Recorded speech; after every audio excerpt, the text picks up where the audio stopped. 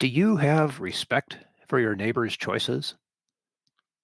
If a mob of others threatened you with ostracization, would you change your mind or would you resist? Our world is lost in unnecessary fear and hurt. Our systems seem scientifically engineered to make you small, powerless, and always waiting for the next great leader who will fix the problems around us. Worse, we're witnessing neighbor versus neighbor while warfare breaks out around our family tables. But you have access to a spirit, a strength that enlarges and empowers you. Even better, you don't need to wait for the next big movement. You can heal the world. It's time for governance by grace. Welcome to Gracearchy with Jim Babka. Today's program is brought to you by the Zero Aggression Project, zeroaggressionproject.org. Our guest today is the host of the radio show A Neighbor's Choice, a show that looks at politics, science, and culture through the lens of Jesus' Personhood Revolution. On his radio show and also on his online exclusive podcast and film series, Things Hidden, David Gornoski has interviewed personalities like Ron Paul, Jordan Peterson, and Slavoj Žižek. He's also written multiple essays and columns promoting Jesus' nonviolent ethos and personhood revolution for publications such as Daily Caller, Town Hall, American Conservative, and the Foundation for Economic Education. We're glad to have him here today. Jim, give us a little background on how you know David. Well, I'll bring in David in a second to cover that, but I do want to mention one other thing about him as a guest. When we first discussed doing a podcast called Gracearchy, and I told you, hey, this whole Rene Girard thing is like a big part of what we do, and we've done 2 episodes now on this, including one we call our most important episode here recently, and we'll put those down in the show notes. We had a list of 10, 12 people that we said we have to get on the show.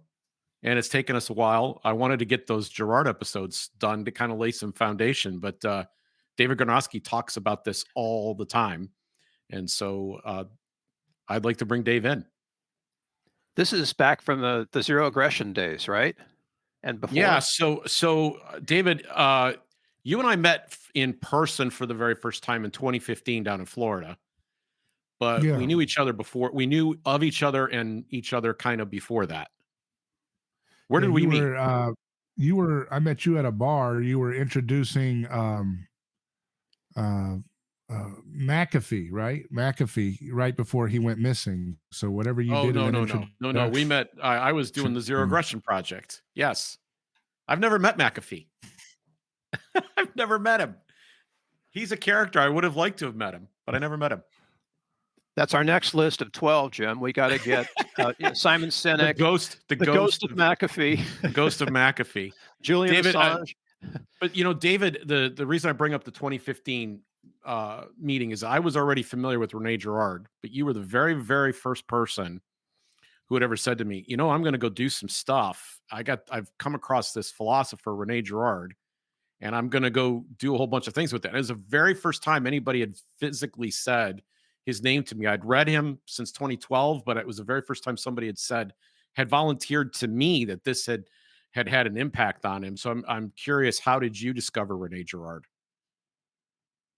I can't remember. I got to write it down somehow, but there was like 3 or 4 different people or moments or things that kept connecting me to this name, Rene Girard, all at once. You know how you have those 3 independent sources that all say the same name at the same time, Mm-hmm. And that's kind of what happened with me, is that I had that happen with Rene Girard's name. And so I look into him, and I quickly discovered that I felt that he was the missing intellectual link between the political insights that I had and the Christian faith, right? I felt like he provided, not him, but he provided a missing intellectual link. I'm using kind of like an evolutionary term right now in terms of like, what is the intellectual transitionary form that kind of glues the foundations of why I have the skepticism that I have of power and violence, and why I have this deep insight that it comes intuitively from the Christian faith. Never could quite glue that together the way I wanted to when I was looking at the Bible from a theological framework, because it's the theology is the study of God, and anthropology is the study of mankind. And I think when you only study the Bible with a theological framework in mind, which is what pretty much 100% of Christians tend to do, Yeah. you miss the point of the Bible, right? Because the Bible should read humanity. You should learn about humanity just as much as you learn about God. But if you only want to learn about God, you're going to get a disembodied solution, because heaven and earth is the point of the Bible, right? And it's the seen and the unseen, the visible and the invisible, right? On earth as it is in heaven. And so if you only have a theological framework when you're viewing the Bible, you're only going to be looking for answers to who God is and what does he expect of us. But that doesn't give you the full picture from a Christian framework, because Jesus said he is both Son of God and Son of Man. So he should give us the full picture of what God is like. He should also reveal to us the full picture of why humans act the way they do, and why humans get into the behavior patterns that they do. And unfortunately, if you've looked around, I don't care what church you're a part of, the anthropological side of the picture of the Bible is not really approached too much. There are some basic moral precepts that people can derive political insights from, like thou shalt not kill, of course, and those get lawyered out by Christians all the time. But fundamentally, there are bigger pictures that reveal to us why humans act the way they do, why they created something called a state, right? That the Bible reveals. And it reads us just as much as it helps us read who God is, and if you don't have that together, you're going to miss the point, I think. So you've gotten right off the gate, you're getting into the importance of kind of that healthy balance. We have a Christianity that's so full of heaven, it's no earthly good. It ends up being very legalist. People start looking for rules from an eye in the sky. I love how you are explaining all of this, and this gets into the importance of anthropology. But there's some other terms. You talk about anthropology all the time. There's other terms that you speak of as well. I want to get a few of these out quickly so that we can have a conversation. We can keep weaving this stuff in, and people can follow along. But they're terms that you use all the time. What is an apocalypse? What is the real meaning of apocalypse? Well, in the biblical sense, it means an unveiling. So it's a revelation. So all of the gospel is apocalypse. It's unveiling the sausage making of reality. It's being able to see that which you could not see prior to being exposed to this story. Okay. So apocalypse is an unveiling. It doesn't mean necessarily, what people think of it in a Hollywood movie sense, with Nicolas Cage, and it's the end of the world and helicopters flying out of the sky and crashing into buildings. That's what we think of apocalypse to mean, because of whatever. I would say a disembodied theological approach to the text got us that concept of apocalypse in our language. But really, the biblical view, and the view that the people who were writing the Bible and the people who were hearing the gospel text when they were first encountered, they understood that word to mean an unveiling, a kind of exposure of the truth behind things that people couldn't see before. So when Jesus said, I have come to reveal things hidden since the foundation of the world, that is the definition of apocalypse from the Christian standpoint. Another term that you use a lot is the personhood revolution, or the personhood revolution of Jesus Christ. What is the personhood revolution? The personhood revolution, the way I describe it, is that, it's the birth of the concept of a person, that the person is sacred, that the person is made in the image of God, that the person has agency, that the person is agency is not to be violently aggressed upon either by the creator or his creation. That's the intention of what God set out.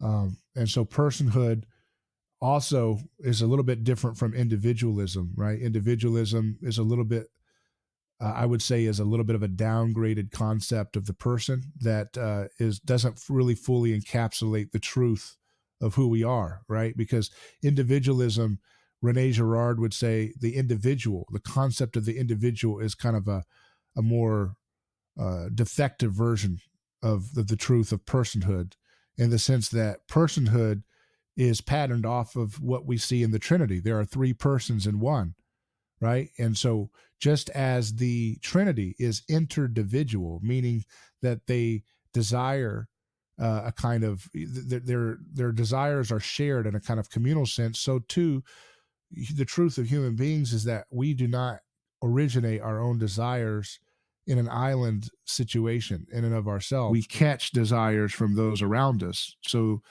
personhood encapsulates that Trinitarian nature of human desire, that it's not totally from our own secret heart, but rather it's oftentimes the things that we are most desirous of are things that other people have modeled for us.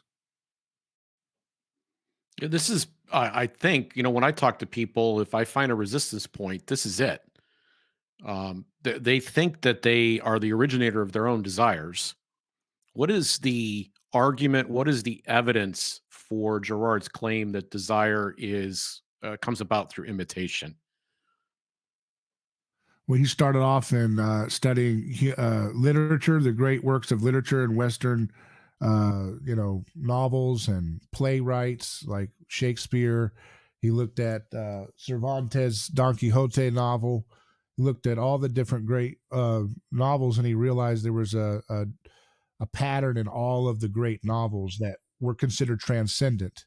The difference between a genre book and a great novel was one that was able to actually transcend the what he would call the deceit of the romantic self, which is that human beings do not want to admit that they are phonies. They don't want to admit that most of what they are is a construct of things other people have modeled for them. But he found that the greatest novels that seem to really have what we would call an apocalypse of the self, that is an unveiling of the truth of ourselves, that was something that was like climbing the Mount Everest of art and novels.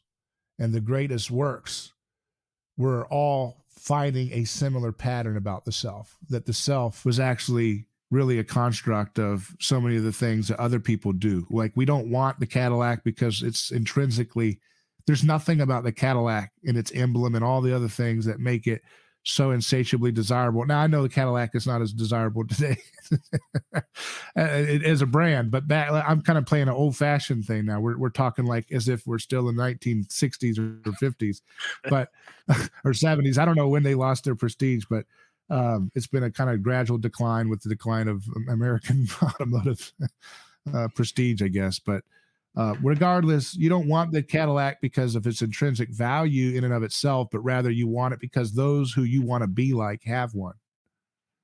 And desire is always a desire to be, So, that's interesting when we think about who God says he is, right?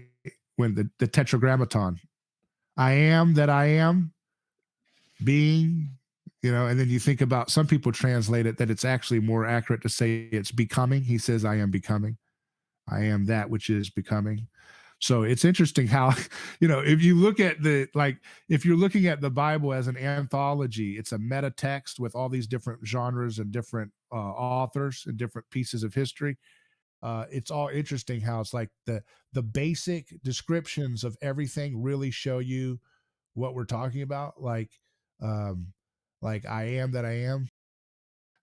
Who's the name of the deity? He calls himself I am becoming. Oh, okay. Well, maybe that would have something to do with what we're going to learn about in this text. Yeah. What does it mean to Yeah. desire? What is it? If you're thinking of it from a literary standpoint, and that's the hero of the story in some sense, is a guy who says, well, what's the hero's name? He says, I am being, I am becoming. Okay. That might be a clue about what we're going to learn in this story from the author. Okay. And then you see other things like, what does the word Israel mean? It means to wrestle with God. Okay. That's interesting. How have we wrestled with God? Well, maybe it's because we had a false sense of who God was, And the text is going to reveal that slowly through all of the different authors. It's going to reveal the truth of what God was really all about all along, despite our errors that we've mixed in along the way. And that's why the Bible can't be read in a flat way, because the Bible invites us to wrestle with each author. Is this truly what God wants us to do? Or sometimes are the authors having a dialogue? And, that's an interesting discussion for another time, but just Well, throwing that out there for now. it's a great, fantastic discussion, because if it's theology and if it's coming from the sky, I've taken on here in this program directly the notion that it's God's word. The book itself at no point ever claims to be God's word. In fact, John 1 spells out clearly who the word is. So you're saying I am is the name of the deity. Well, the name of the Son is the word, right? That's one of his names. He is the word. And, the story's mediated through him, right? Christianity, because it's an apocalyptic religion. So, okay, let's use that term again, apocalypse, unveiling.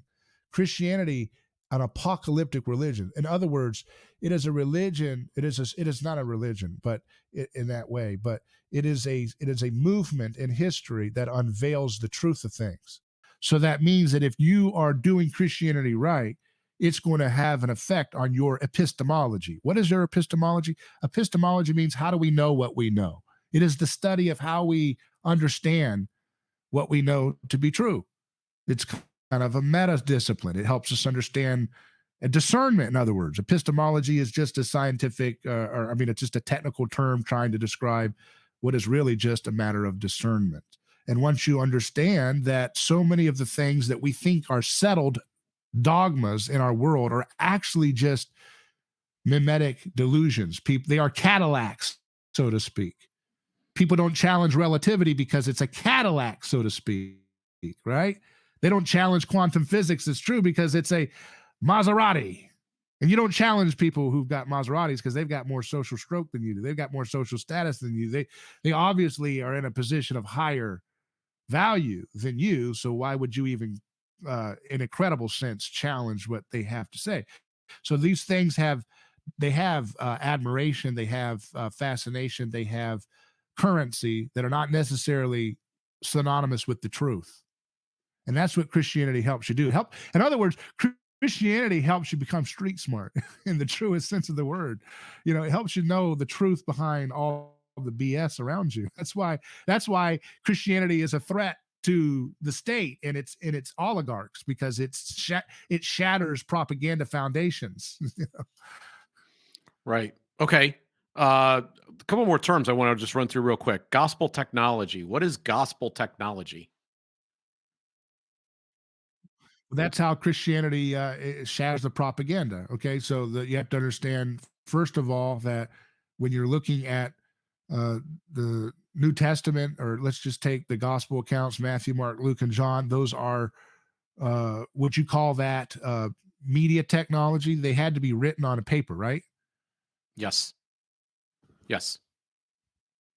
So that's a technology. When you take a pen to paper and you write something, that's a technology. You just did something, right? You used a language, you use an alphabet or whatever, right? And you write it down. That's a piece of technology. So we don't think about the Bible like that, right? We typically think of it like it's this like sacred scroll that's not related to technology. It's the opposite of technology.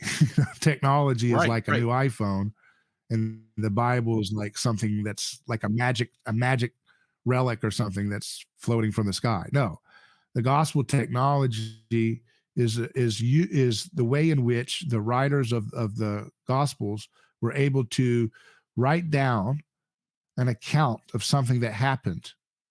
And this writing down of this account of something that happened that changed their world, that technology then gets disseminated around the world. Most of the time, at first, it was through oral performance. So someone would come with the letter and they would read it and they would perform the text in a type of performance art in front of a group of people. But eventually, as the world became more text oriented, eventually there was the discovery of the printing press, and now the text is now going to be printed into book form instead of the manuscript form of before. and now it's going to become more available to the average person. And then the text becomes translated into your native tongue. So now you can understand it in your own vernacular, and now you're off to the races. In terms of danger too, by the way, because the gospel, if it's a technology, you should think of it like a nuclear technology. And with great power comes great responsibility, because when everybody has their own little private interpretation of the text, they can come up with a lot of ridiculous, insane justifications for bad things, right? So that's the good and the bad of the text becoming democratized, so that every person has a text in their own home, and they're reading it at night and connecting things that are not actually in the spirit of the text, right? But because the text has so much mimetic power through most of history, anybody who can claim that they can speak for the text is going to have some social currency, which is why the Bible has been used for a lot of shenanigans and corruption and avarice and wars and slavery and degeneracy and communism and all the other things, fascism, Nazism. It gets used by anybody because it has its own social currency mimetically, right? It has its own social mimetic power in and of itself. And then people who want to use that brand of Christ, so to speak, to justify their dastardly little ambitions can say, if you read this passage and read that and read this and read that, you connect it all together, and there you go. That's why I can do this wicked thing, because this guy who you all love, God and Jesus, whatever, he says I can. So that's an example of a theological without the anthropology. See, if you get the anthropology right, that means we're going to understand the ethical obligations that we encounter once the gospel technology is let loose in our life. So let's go back to gospel technology. Gospel technology at its central idea is that all of mythology, so mythology is in opposition in this conversation to technology. Mythology is hiding the violence of the collective through use of symbolic projections. So you say, Marduk, in the beginning of our time, Marduk came out and he slapped his sword onto the head of Tiamat or somebody, and out popped from that sword, stabbing that man's head, out popped our people. In the gospel sense, thanks to Rene Girard helping us see this, those mythological accounts are really just cover-ups for a justified, so the crowd justifying its murder of a common scapegoat, okay, of a common enemy. And so they don't take responsibility for the murder. They believe that God's did it, just like you do today, right? I didn't kill those Iraqis. It was democracy that killed the Iraqis. The God of democracy demanded the Iraqis, had to be killed. I didn't kill the Yemeni people. It was the blessing of the state of Israel that allowed those Yemenis to die, right, and starve to death, right? It wasn't me doing it as a voter or a soldier or a whatever in my role and going along with starving the Yemeni people. It was the preservation of democracy in the Middle East in the form of Israel needs this to happen, right? It's always this God, this projection outside of us that's bigger than any one person that justifies the need to kill and expel, right? To create order. And so what the gospel technology does is it plays that same story of a person going through process of being scapegoated and murdered, but this time the camera perspective does not stay with the crowd doing the killing. It stays from the perspective of the person being killed.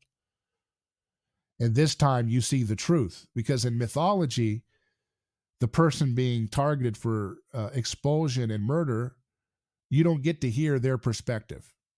And whatever perspective you hear from them is written by the people that won that problem. So they're going to say he was guilty. They're going to say at some point that person said, yeah, I did kill the child. I did. After we tortured him, he said that. And then we killed him. So that's the perspective of the crowd. The crowd will always say, the people that want to put Donald Trump in prison, if they write that mythology, they can't because the Jesus has destroyed mythology.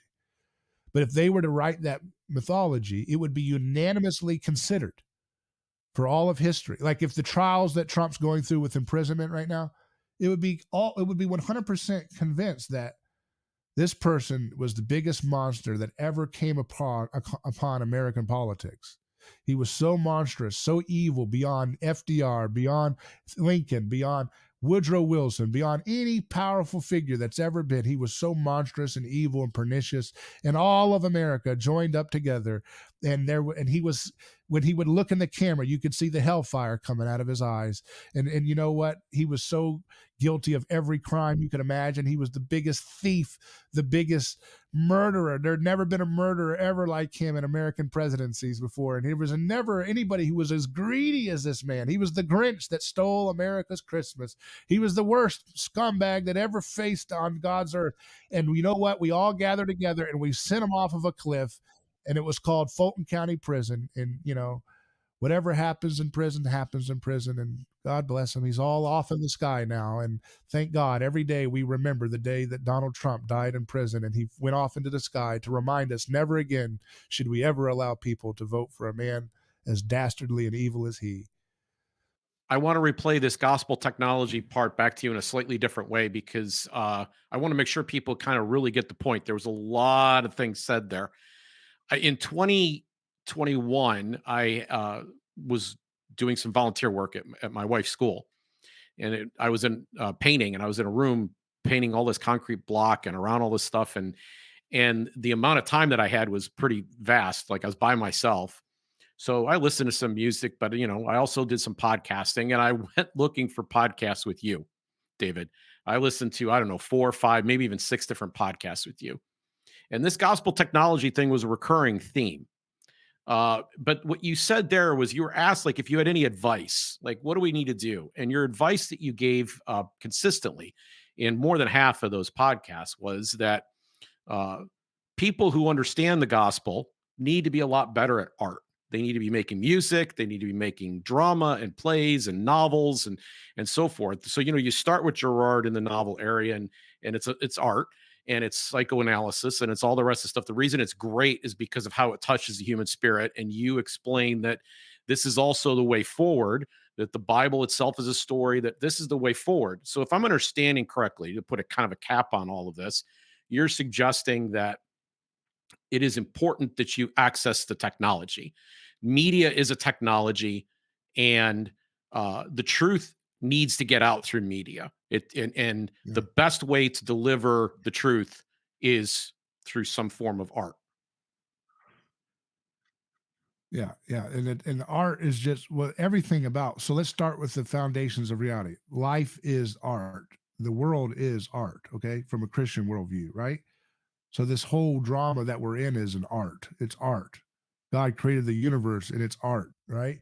So our lives are performing art. If we're alive and we're alive in Christ, especially, our lives are modeling that art in various different ways. So what does that entail?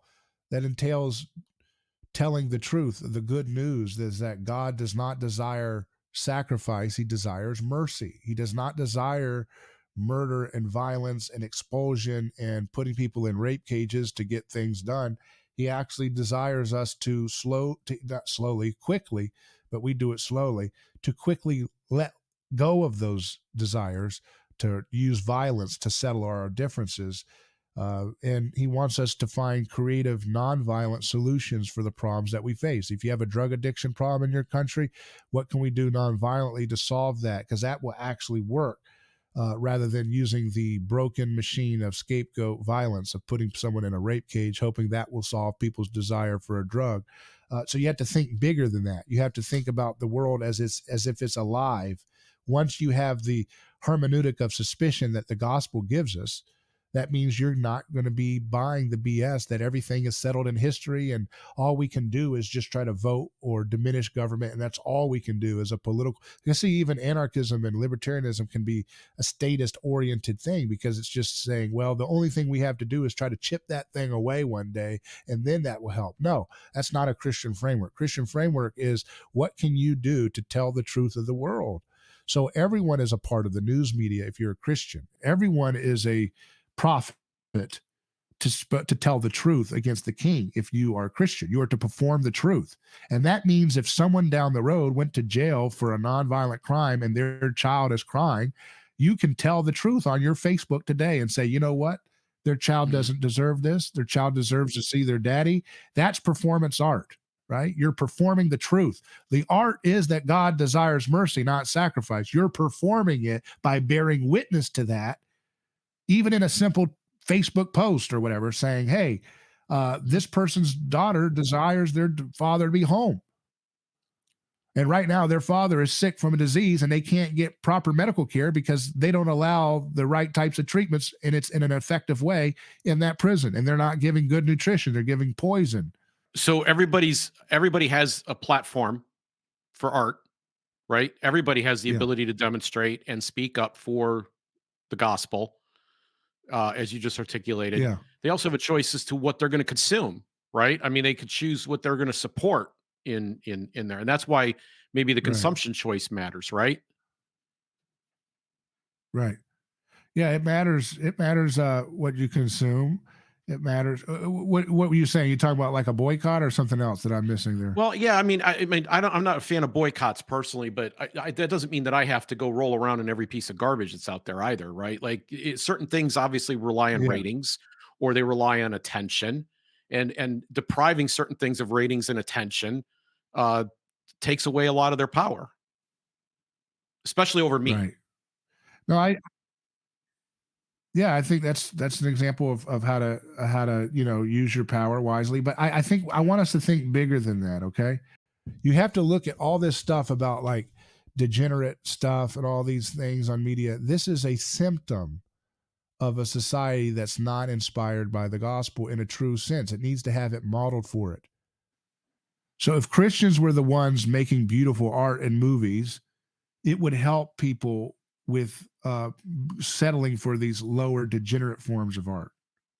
Okay, If wait a minute. Christians Time were out. making Time out. good, Time out. I want to know. I want to understand why, because I know what you think about this. So I'm just going to go right to the next level. Why is it that Christians are not doing that? Why is it that people who are covering the crime are so much better at this? Well, I don't know. I mean, it's because they don't have the right. I mean, there's a lot of reasons for that, but the church is just that there's a theological approach to the text, and that misses out on kind of the animating point of how you can play a role in bringing forth the gospel and the kingdom of heaven on earth. The kingdom of heaven on earth as it is in heaven. What does that look like? That looks like you telling the truth about your neighbor and you telling the truth about your desire. So let me give you an example. You talked about the mimetic desire component. You can make art. You don't have to make art about the scapegoat mechanism thing. You can make art about the truth of desire. That's what Shakespeare was doing. When you look at, they missed the point. Romeo and Juliet was actually it was not an endorsement of wild-eyed lovers. It was actually an attack against romantic delusion, because at the end of the day, everybody died. It was a disaster, right? It was a disaster. Shakespeare was he was satirizing romantic delusional love. And yet we missed the point even with that, right? Sometimes. But Shakespeare was satirizing the madness of romantic love, the idea that, my heart wants who he truly wants, and it's truly, truly, truly star-crossed fate and so forth. This is the madness of romantic desire. But how much of our society is still oriented by that? If we made good art like Shakespeare did, or Francis Bacon, whoever wrote that. If we made good art like that today, we could help people understand the reality of the delusions of their desires, right? So that people don't become enslaved to their passions. Enslaved to the passions ultimately means to be enslaved to idolizing your neighbor as if it's God. Because here's what the problem is: every single one of us in this world that we're in today are always tempted to not be happy with what we have, but to covet that which somebody else has. It's just a fact. That's what our whole society is all based around. And so, this is a product of the modern world. This was not a product of the world prior to Christ. Do you realize? Covetousness was very, very well, not well, but it was pretty stamped down. It was pretty kept down. Covetousness was mediated by having strict hierarchies of violence. Right. So there was no American dream. There was no American dream when Jesus was around, right? There was no Galilean dream. One day I'm a Galilean, and one day I'm going to be president, or I'm going to be a billionaire like Elon Musk. I can do it. You didn't have that fluidity up the hierarchy. That's Christianity that gave us that. But right. Christianity, here's the problem. Christianity gave us that, but we don't deserve that gift because we just squabble endlessly with feuds and rivalries over each other's stuff and each other's status, right? So that's what they call the attention economy. Because you're not applying the gospel in that situation. You're not recognizing like imagine where your desire is coming from. You're not recognizing who's getting scapegoated. Yeah. Well, like if your channel right now had 2 million subscribers, people who were watching your videos would treat every video you're doing in a special status that they're not right now. That's mimetic desire. I want to watch that which other people have pre-told me to watch. And it's almost like it has a special magic energy to it. Like watch, if you get to 2 million subscribers, there will be a magic energy to everything you do in terms of people's perceptions. Whoa, what are they going to do now? Oh, there's energy. Whoa. It's the happening place. Your ideas actually might get watered down and worse by then if you got that point, right? but the magic energy of everybody's watching it makes it like, oh, wow, this is what do they have to say today? So we want what other people want, right? And our whole world now is social media curated, which shows you everything you need to know. If you could, if Jesus Christ had a YouTube account, he might have 5 subscribers and everybody would say, get this loser off. He needs to go get a job. Right. No, I get it. So, I'm going to skip ahead. There were a couple of terms I wanted to get to, but we're running low on time. Let's tear something apart here. Let's go for, an easy subject. Like, what is your view of libertarianism?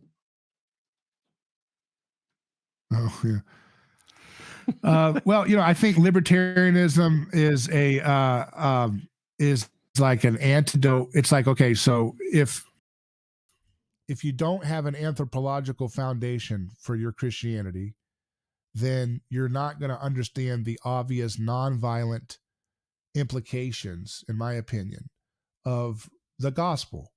And so if you're in a world where you're going along in society and you have a disembodied Christianity on tap, it's going to create this situation in which you're not getting your nutrients that you need as a human.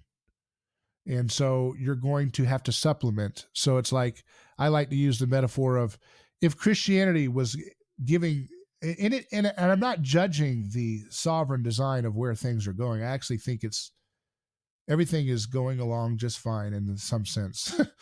But just kind of on the other side of the coin, if your Christianity is nutritionally deficient, now let's use food analogy, right? People have often said that the soil is so depleted in America that the nutrients in your spinach is so less than it used to be in the 1920s or whatever.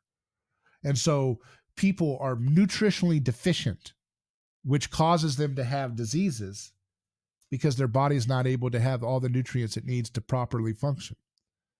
And so in this society today, it is very common that people have to take supplements for zinc or iron or whatever it is that they're having problems with, because their nutrition of their food is so depleted.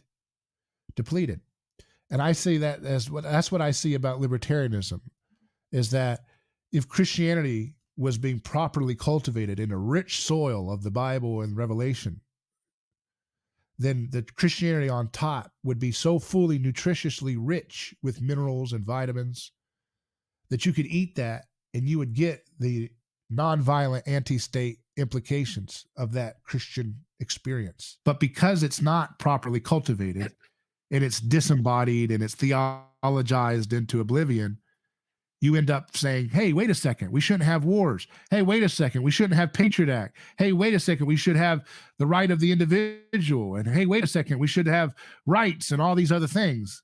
And so from that becomes this antidote, this kind of supplement that we then call libertarianism. And say, take this supplement and this will give you that ethical itch. It will scratch that ethical itch in your heart, because you got your Christianity, which saves your soul. But according to so many different Christians, who knows what the political implications are? It's just endless. Everybody's got their own little thing here, there. So for the real stuff, for politics, you got to go into the world of political philosophy, and you got to read Bastiat, or Murray Rothbard pops up into a vacuum somehow. All these people just pop up into the world, and they're your antidote for understanding, why the state acts like a mafia. Well, no, the Bible gives you all of that. It gives you all of that. I think didn't Bastiat write his book, The Law in Honor of Christ? He said, "I dedicate this for Jesus Christ," or something. I mean, so all these great foundational people, all these great foundational people were inspired by the gospel itself. So they, it all kind of comes downstream. But what we did in the Enlightenment is we tried to say that we tried to make a special private space for religion, right? So your Christianity is your private religion. And then outside of that, you have, well, what's your politics, what's your philosophy? And you add all these little things like a grab bag, as if you're in a neutral space. That's something that comes from the Enlightenment, because religion became what you believe rather than who you are and your identity as a people. See, religion before that was synonymous with the word culture, and then synonymous ultimately with the word ethnos or nation. It was all one. Who you are as a people and who your culture was and who your society was your religio. Religio is what bound you together, right? So your ethnos, your culture, and your religion were all one and the same. And then in the Enlightenment, they said, no, religion is going to be your views about, your beliefs about the metaphysical claims of God and that kind of thing. So it became a truncated version of itself. And that's what we've accepted to this day. We pop up into the society and we say, well, I was raised Baptist, but now I'm Catholic, or I was raised Catholic and now I'm a Nazarene, or Nazarene. So I'm all these different things, and I pick and choose. And then I was raised right wing and now I'm a libertarian. Or I was raised libertarian, now I'm communist. So we pick and choose like we're some little sovereign thing. We don't realize how much of this stuff is all just we're playing in the sandbox of Christ, and we don't realize it. We're all, it's like, the whole terms of the debate are all set by Christ. The idea that there's a communist movement and a socialist movement is something that could only come about in a Christ-haunted world. The idea of you being a person that has agency over what religion you want to choose is something that was only possible in a Christ-haunted world. Reject the religion of your family. Only a Christ-haunted world would allow you to do that and not get your head cut off. So all of this is Christ. All of the world that we're in, the way we think about the world is Christ. And, you don't need, but all of the things that we're experiencing right now, I just think are so exciting once you understand the personhood revolution of Jesus, and you understand that everything in our society today is it's just such a hard thing to say, because everything you see happening right now, you can see mapped out for us in the Bible that this is going to happen. Now, when I say that, because of our culture, everybody automatically takes that to the dumb thing where everybody's always predicting that this passage means that um, the Pope is going to be the Antichrist, or this king is going to be the beast, and all these dumb parlor trick versions of, prophecies and things like that. That's not what I'm talking about. I'm saying that everything that Jesus set in motion is taking place, and the governments are withering away in real time right now at a faster pace than ever before, and institutions of oligarchs that prop up those states are having their foundations shaken all the time in faster ways than we've ever seen before. And the way in which media technology, in the form of smartphones and live streaming ability and social media, anti-establishment, alternative podcasting like what you're doing, the knowledge of the Lord is filling the earth faster than ever before. And the knowledge of the Lord is that the innocent victim is at the foundation of all society and all of world history. And that innocent victim is Jesus Christ. And his vindication requires the vindication of all of the victims that we continue to do, that we continue to victimize to this day. And victimization is not quarantined into one race group or another, or one gender or another. All human beings have this tendency of desiring what other people want, of being fixated on rivalries and ambitions. We also are all fixated on expelling and killing and devouring and destroying our enemies, no matter what our race is, no matter what our gender is, no matter what our nationality is or our political ideology. And none of those ideologies, none of those races, none of those genders are going to save us. The only thing that can save us is to get on board with the Personhood Revolution, so that the kingdom of heaven can come on earth as it is in heaven. That's what our job is to do. So if you are not in church, okay, well, you should figure out in the meantime how to imitate Jesus. You should imitate Jesus if you wanted to have the title Christian next to your name, because Christian means little Jesus, little wannabe Jesus, little imitator. So you should imitate him not in rivalry like Satan does, but in non-rivalry, right? Because Satan imitates Jesus by trying to get the social power of Jesus, but still slipping in covetousness and still slipping in violence. But the non-violent way, the non-rivalrous way of imitating Jesus is to truly reject covetousness, to reject the esteem of men and women, to reject the lie of materialism, consumerism, and all these things, and at the same time reject the violence. And then not just rejecting that in your head, that's another ideology, but rejecting it by your life. That's imitating Jesus. So here's how it looks. Here's how you can practice being like Christ every day. When someone says something mean to you, don't let that knee-jerk, split-second reaction that makes you want to be mean back take over you. That's a good way to start being like Christ. Learn how to let that feeling of mimetic desire pass through you, realizing that that's not really you stirring up in you right now. That's the desire between you. Like magnet, it's almost like an electrical force between you two individuals. And that's what Jesus is teaching us when he says, turn the other cheek, do not resist evil with violence. So you can't stop the drug war until you stop being mean to your rival at work. You can't stop the war in Israel and Gaza until you start learning how to be kind to that pastor that really hurt you, and that's why you don't go to church anymore. Start with that first, right? Start with healing the mimetic rivalries in your heart, in your daily interactions. That's Christ. So right there, right there, Bill. Thank you, David, for being with us today. Right there, you've got 2 grace points already, right? About turning off that ego drive that says I'm gonna respond, I'm gonna up the ante, and the ability to start to see Christ in everyone, right? I'm not going to go to that place, and then speak up. I, I've uh, uh, I've listened to Dave quite a bit, and I've known him for obviously for years, and even I learned a couple of things today. I this phrase hermeneutic of suspicion.